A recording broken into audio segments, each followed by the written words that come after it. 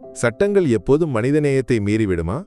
ஒரு அதிகாரியின் சீருடையின் கடினத்தன்மைக்கு பின்னால் சட்டங்களின் பாரத்தை தாண்டி உணர்ச்சிகளுக்கும் வலிக்கும் பச்சாதாபத்திற்கும் இடமுண்டா? இது ஹரியின் கதை, லக்ஷ்மியின் மூச்சை பிடித்து நிறுத்த எந்த சட்டத்தையும் மீறத் தயாரான ஒரு மகனின் கதை. அதேபோல் இன்ஸ்பெக்டர் ஜோசப்பின் கதையும் வாழ்க்கையில் ஒரு பழைய காயம் இதயத்தை கல்லாக மாற்றிய ஒரு டிராஃபிக் போலீஸ்காரரின் கதை. இவர்கள் இருவரும் சந்தித்தபோது சட்டத்திற்கும் ஆதரவற்ற தன்மைக்கும் இடையே ஒரு போர் உருவானது. ஒரு சுருங்கிய மருந்து பரிந்துரை அனைத்தையும் மாற்றியது. அந்த பரிந்துரையை பார்த்த பிறகு கல்லை போல கடினமான ஜோசப்பின் செயல் ஒரு இளைஞனுக்கு மட்டுமல்ல, மனிதநேயத்தின் ஒரு முன்மாதிரியையே உருவாக்கியது. இந்த கதையை கேட்கும் ஒவ்வொருவரின் இதயமும் நிரம்பும்.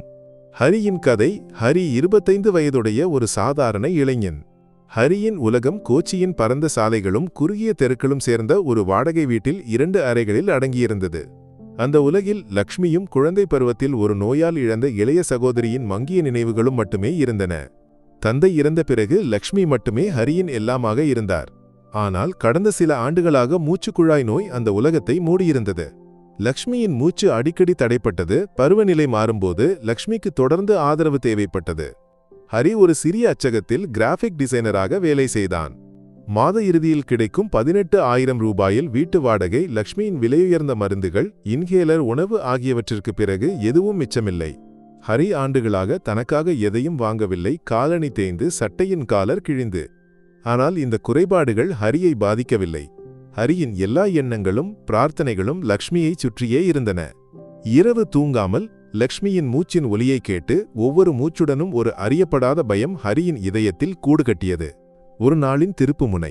அன்று மதியம் ஹரி அலுவலகத்தில் ஒரு முக்கியமான டிசைனில் மூழ்கியிருந்தான். ஸ்ரீகுமார், ஹரியின் முதலாளி, கடுமையானவனும் வேலையில் கண்டிப்பு காட்டுபவனுமாக இருந்தான். அன்று மாலைக்குள் டிசைன் வாடிக்கையாளருக்கு அனுப்பப்பட வேண்டும், இல்லையெனில் ஹரியின் வேலைக்கே ஆபத்து என்று ஸ்ரீகுமார் காலையில் எச்சரித்திருந்தான். ஹரி முழுமையாக வேலையில் மூழ்கியிருக்கும்போது தொலைபேசி ஒலித்தது. பக்கத்து வீட்டுக்காரர் சங்கரன் நடுங்கும் குரலில், ஹரி, உடனே வீட்டுக்கு வா. லக்ஷ்மியின் நிலை மிகவும் மோசமாக இருக்கிறது. அவர் விழுந்துவிட்டார். மூச்சு விட முடியவில்லை. டாக்டரை அழைத்தேன், ஆனால் அவர் டிராஃபிக்கில் சிக்கியிருக்கிறார். இந்த வார்த்தைகள் ஹரியின் காதில் எரியும் வலியைப் போல உணர்ந்தன. ஹரியின் உலகம் ஒரு கணம் சுழன்றது. கைகள் நடுங்க ஹரி லக்ஷ்மியின் மருந்து பரிந்துரையையும் பாக்கெட்டிலிருந்த சில 100 ரூபாய் நோட்டுகளையும் எடுத்தான். ஸ்ரீகுமாரின் எச்சரிக்கையோ வேலை இழக்கப்படுமோ என்ற பயமோ நினைவுக்கு வரவில்லை. நான் வருகிறேன் அண்ணா என்று உரக்க கூறி ஹரி அலுவலகத்திலிருந்து வெளியே ஓடினான். ஹரியின் வீடு அலுவலகத்திலிருந்து 10 கிலோமீட்டர் தொலைவில் இருந்தது. பேருந்தோ ஆட்டோவோ சென்றால் 1 மணி நேரமாவது ஆகும். ஒவ்வொரு நிமிடமும் ஹரிக்கு மதிப்பு மிக்கதாக இருந்தது. ஹரி நண்பன் ராஜேஷை அழைத்தான். ராஜேஷ், எனக்கு இப்போது உன் ஸ்கூட்டர் வேண்டும். லக்ஷ்மியின் நிலை மிகவும் மோசமாக இருக்கிறது. ராஜேஷ் ஒரு நிமிடம் கூட யோசிக்கவில்லை. வா. ஹரி, சாவியை எடு. டிராஃபிக்கில் ஒரு சந்திப்பு. ஸ்கூட்டரில் ஏறியபோது ஹரியின் மனம் முற்றிலும் உறைந்திருந்தது. ஒரே ஒரு பிரார்த்தனை, ஒரே ஒரு கதறல் மனதில், கடவுளே, லக்ஷ்மிக்கு எதுவும் ஆகிவிடக்கூடாது. அந்த பயத்திலும் கவலையிலும் மிக முக்கியமான ஒன்று, ஹெல்மெட் அணிய மறந்தான். ஹரி ஸ்கூட்டரை ஓட்டியது. அது ஒரு வாகனமில்லை, லக்ஷ்மியின் மூச்சை வீட்டிற்கு கொண்டு செல்லும் ஒரு வழியாக மட்டுமே இருந்தது. டிராஃபிக் சிக்னல்களோ சாலையின் கூச்சலோ ஹரியின் கண்ணிலோ காதிலோ படவில்லை. ஹரியின் மனதில் லக்ஷ்மியின் மூச்சுக்காக பரிதவிக்கும் முகம் மட்டுமே இருந்தது. பாலாரிவட்டம் சந்திப்பில் டிராஃபிக் போலீசின் வழக்கமான சோதனை நடந்து கொண்டிருந்தது. அதை மேற்பார்வையிட்டவர் சப் இன்ஸ்பெக்டர் ஜோசப். 40 வயதுடைய ஜோசப் சட்டத்தை மீறுபவர்கள் கேள்விப்பட்டாலே நடுங்கும் ஒரு அதிகாரியாக இருந்தார். நேர்மைக்கு பெயர் பெற்றவர் என்பதைப் போலவே கடுமையான இயல்புக்கும் பெயர் பெற்றவர். ஜோசப்புக்கு சட்டம் என்றால் சட்டம் மட்டுமே. எதிரில் வருபவர் பெரிய மனிதராக இருந்தாலும் சாதாரண மனிதராக இருந்தாலும் வித்தியாசமில்லை. பரிந்துரைகளோ சாக்குப்போக்குகளோ ஜோசப் கேட்டதில்லை. கவனக்குறைவும் அவசரமாக வாகனம் ஓட்டுவதும் காரணமாக நடந்த பயங்கர விபத்துகள் ஜோசப்பின் கண்முன் தோன்றின. அதனால் ஜோசப்பின் இதயம் எந்த உணர்ச்சிக்கும் கல்லை போல கடினமாக இருந்தது. ஒவ்வொரு சாக்குப்போக்கும் பொய் என்றும் சட்டத்தை மீறுபவன் ஒரு குற்றவாளி என்றும் ஜோசப் நம்பினார். அப்போது டிராஃபிக்கை வெட்டி பறக்கும் ஹெல்மெட் அணியாத ஒரு ஸ்கூட்டர் ஜோசப்பின் கழுகு பார்வையில் பட்டது. ஜோசப் கையை உயர்த்தி நிறுத்துமாறு சைகை செய்தார். ஆனால் ஹரி தன் உலகில் மூழ்கியிருந்தான். நிறுத்துவதற்கு பதிலாக ஹரி வேகத்தை கூட்டி ஒரு பக்கம் திரும்பி தப்பிக்க முயன்றான். இது ஜோசப்பின் கோபத்தை இரட்டிப்பாக்கியது. இவன் என்னை சவால் செய்கிறானா? ஜோசப் அரசு பைக்கை ஸ்டார்ட் செய்து ஸ்கூட்டரை பின்தொடர்ந்தார். சிறிது தூரம் சென்றபோது ஜோசப் பைக்கை முன்னால் குறுக்கே வைத்து ஹரியை தடுத்தார். ஒரு மனிதநேய முடிவு. ஸ்கூட்டரிலிருந்து இறங்கு. ஜோசப்பின் உறுதியான கம்பீரமான குரலை கேட்டு ஹரி நடுங்கினான். சார், தயவு செய்து விட்டுவிடுங்கள். லக்ஷ்மியின் நிலை மிகவும் மோசமாக இருக்கிறது. மருந்து வாங்கி வீட்டிற்கு செல்ல வேண்டும் என்று ஹரி கெஞ்சினான். ஜோசப்பின் முகத்தில் எந்த உணர்ச்சி மாற்றமும் இல்லை. இந்த கதையை தினமும் 50 முறை கேட்கிறேன். முதலில் உன் உயிரையும் பிறர் உயிரையும் ஆபத்தில் ஆழ்த்துவீர்கள், பின்னர் அம்மாவையும் அப்பாவையும் சொல்லி அழுவீர்கள். லைசன்ஸையும் வண்டியின் காகிதங்களையும் எடு. ஹரி அழுதான். சார், பொய் சொல்லவில்லை. வேண்டுமென்றால் சங்கரண்ணாவை அழைத்து கேளுங்கள். தயவு செய்து ஒவ்வொரு நிமிடமும் மதிப்புமிக்கது. லக்ஷ்மியின் உயிர் ஆபத்தில் இருக்கிறது. ஆனால் ஜோசப்பின் மனதில் எந்த அசைவும் ஏற்படவில்லை. ஜோசப் சலான் புத்தகத்தை எடுத்து எதையோ எழுதத் தொடங்கினார். 5000 ரூபாய் அபராதம் கட்ட வேண்டும். 6 மாதங்களுக்கு லைசன்ஸ் ரத்து செய்யப்படும். இனி மூளைக்கு புத்தி வரும். ஹரிக்கு தோன்றியது, இந்த கல் இதயமுள்ள மனிதன் எதையும் கேட்க மாட்டான். அழுதுகொண்டே ஹரி பாக்கெட்டில் கையை வைத்தான். பணம் கொடுத்தால் ஏதாவது வழி திறக்குமா என்று நினைத்தான். ஆனால் பாக்கெட்டில் லக்ஷ்மியின் மருந்து பரிந்துரையும் இருந்தது. சார், என் வார்த்தையை நம்பவில்லை இல்லையா? இதோ, இது லக்ஷ்மியின் மருந்து பரிந்துரை. டாக்டர் சொன்னார், 15 நிமிடங்களுக்குள் இந்த டெரிஃபிலின் ஊசி கொடுக்காவிட்டால் லக்ஷ்மியின் உயிர் கூட போய்விடலாம். நடுங்கும் கைகளுடன் ஹரி பரிந்துரையை ஜோசப்பை நோக்கி நீட்டினான். கவலையில் பரிந்துரையுடன் பாக்கெட்டில் இருந்த சில 100 ரூபாய் நோட்டுகளும் கீழே விழுந்தன. ஜோசப் கோபத்துடன் கீழே இருந்து பரிந்துரையையும் பணத்தையும் எடுத்தார். பரிந்துரையை படிக்கத் தொடங்கிய போது ஜோசப்பின் கண்கள் மருத்துவமனையின் பெயர் ஜீவன் ஜோதி மருத்துவமனை, டாக்டர் வர்மா என்ற பெயர், டெரிஃபிலின் என்ற மருந்தின் பெயர் ஆகியவற்றில் தடுமாறின. இந்த பெயர், இந்த மருத்துவமனை, இந்த டாக்டர் எல்லாம் பார்த்தவுடன் ஜோசப் ஒரு கணம் உறைந்தார். ஜோசப்பின் கண்முன் 5 ஆண்டுகளுக்கு முன்பு ஒரு மழைக்கால மாலை தோன்றியது. ஜோசப்பின் கடந்த காலம்.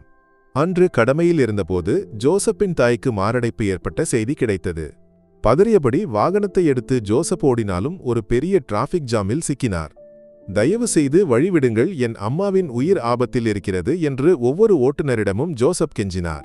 ஆனால் யாரும் கேட்கவில்லை. எல்லோரும் தங்கள் வாகனத்தை முன்னோக்கி நகர்த்த முயன்றனர். மணிக்கணக்கில் ஜோசப் ஜீவன் ஜோதி மருத்துவமனையை அடைந்தபோது எல்லாம் முடிந்திருந்தது. ஜோசப்பின் தாய் அவரை விட்டு பிரிந்திருந்தார். டாக்டர் வர்மா சொன்னார், 15 நிமிடங்கள் முன்பு வந்திருந்தால் ஒருவேளை அவரை காப்பாற்றியிருக்கலாம். அன்று முதல் ஜோசப் ஒரு கடுமையான உணர்ச்சியற்ற போலீஸ்காரராக மாறினார். எல்லா மனிதர்களும் சுயநலவாதிகள் என்றும் சட்டத்தை பின்பற்றுவது மிகப்பெரிய கடமை என்றும் ஜோசப் நம்பினார். ஆனால் இன்று ஹரியின் கண்களில் இருந்த அந்த பயமும் ஆதரவற்ற தன்மையும் பார்த்தபோது ஆண்டுகளாக கல்லாக இருந்த ஜோசப்பின் இதயம் உருகத் தொடங்கியது. ஒருவேளை இந்த நாள் ஜோசப்பின் பழைய வருத்தத்தை தீர்க்க ஒரு வாய்ப்பாக இருக்கலாம் என்று ஜோசப்புக்கு தோன்றியது. மனிதநேயத்தின் வெற்றி. ஜோசப்பின் கண்கள் கலங்கின. ஜோசப் சலான் புத்தகத்தை கிழித்து எறிந்தார். ஹரியின் தோளில் உறுதியாக பிடித்து சொன்னார், ஸ்கூட்டரை இங்கே வை. ஹரி பயந்தான். ஸ்கூட்டரை பறிமுதல் செய்யப் போகிறாரோ என்று நினைத்தான். ஆனால் ஜோசப் சொன்னார், பயப்படாதே, போலீஸ் ஜீப்பில் ஏறு. நான் உன்னை அழைத்துச் செல்கிறேன். ஜோசப் ஜீப்பின் சைரனை ஆன் செய்து வயர்லெஸ் மூலம் மற்ற போலீஸ்காரர்களுக்கு பாதையை திறக்க உத்தரவிட்டார். ஹரி அதிர்ச்சியுடன் ஜீப்பில் ஏறினான். சற்று முன்பு லக்ஷ்மியின் எதிரியாக தோன்றிய போலீஸ்காரர் இப்போது ஒரு தெய்வ தூதனைப் போல உதவுகிறார். போலீஸ் ஜீப் சைரன் ஒலிக்க டிராஃபிக்கை கிழித்து முன்னோக்கி பறந்தது. 5 நிமிடங்களில் கோச்சியின் மிகப்பெரிய மருந்து கடையின் முன் வந்து நின்றது. ஹரி மருந்து வாங்க இறங்கிய போது பணப்பையை அலுவலகத்தில் மறந்துவிட்டதை உணர்ந்தான். பாக்கெட்டில் சில 100 ரூபாய் மட்டுமே, ஆனால் ஊசிக்கு ஆயிரங்களில் செலவு. ஹரி நிராசையுடன் திரும்பி நடந்தான். ஜோசப் ஹரியின் துயரத்தை புரிந்து கொண்டார். ஜோசப் பாக்கெட்டிலிருந்து பணத்தை எடுத்து உடனிருந்த ஹவில்டாரிடம் கொடுத்து, போய் ஊசியையும் மற்ற மருந்துகளையும் வாங்கி வா விரைவாக என்றார். மருந்துகளுடன் ஜோசப்பும் ஹரியும் ஹரியின் வீட்டை நோக்கி பறந்தனர். ஜீப் குறுகிய தெருவில் நுழைந்தபோது அயலவர்கள் வெளியே வந்தனர். ஒரு போலீஸ் இன்ஸ்பெக்டர் இறங்குவதைக் கண்டு எல்லோரும் பயந்தனர். ஆனால் ஜோசப் யாரையும் கவனிக்கவில்லை. நேராக ஹரியின் வீட்டிற்குள் நுழைந்தார். அங்கே லக்ஷ்மி படுக்கையில் மூச்சு விடுவதற்கு திணறி கிடந்தார். லக்ஷ்மியின் நிலை மிகவும் மோசமாக இருந்தது. ஜோசப் ஒரு நிமிடம் கூட வீணாக்கவில்லை. தனது நண்பரான ஒரு முக்கிய டாக்டரை அழைத்து உடனே வரச் சொன்னார். டாக்டர் வரும் வரை ஜோசப் லக்ஷ்மியின் நெற்றியில் குளிர்ந்த நீரில் நனைத்த துணியை வைத்து தைரியமளித்தார். அம்மா, எதுவும் ஆகாது.